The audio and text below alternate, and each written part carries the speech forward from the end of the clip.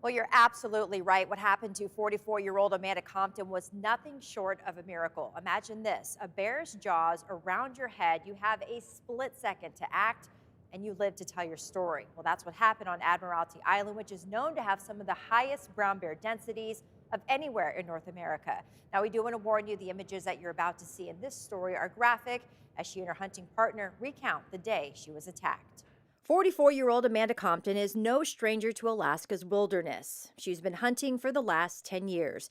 In late September, she and her friend Nicholas Orr went hunting for deer for what was supposed to be a routine hunting trip.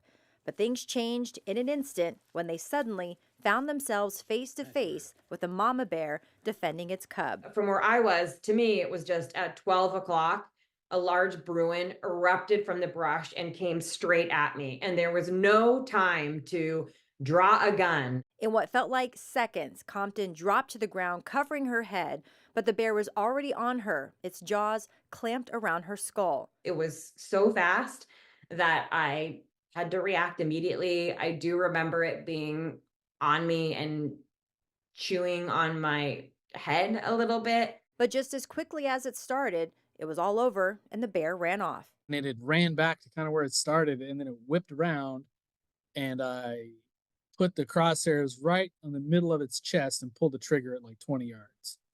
And my gun has a muzzle brake, and it is super loud, and it just ran off. Incredibly, Compton walked out of the woods back to their boat, and once in Juneau, Orr drove them to the hospital.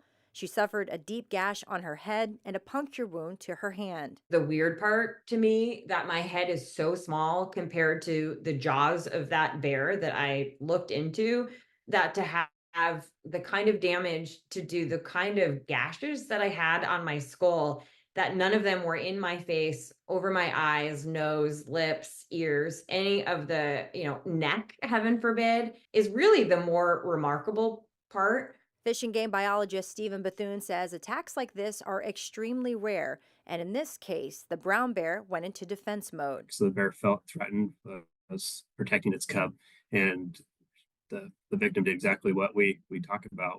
They made themselves not a threat anymore, and once that threat was over, the brown bear got away. If it had lasted a second longer, I'm in a situation where I have to shoot this thing off of her, which is scary. It's even more scary because I'm going to try not and kill her at the same time. Yeah.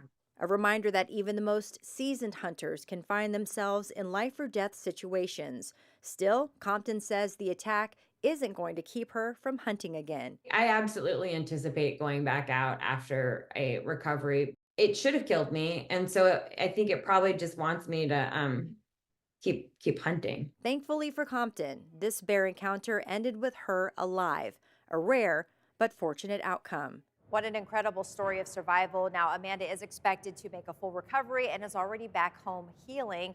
Fish and Game determined this attack was an isolated incident and the bear did not need to be removed from the population. But if you want to hear more of their story from that day, we put the full Zoom interview with both of them online in our In-Depth Alaska podcast. Ariane Aramburo, Alaska's news source.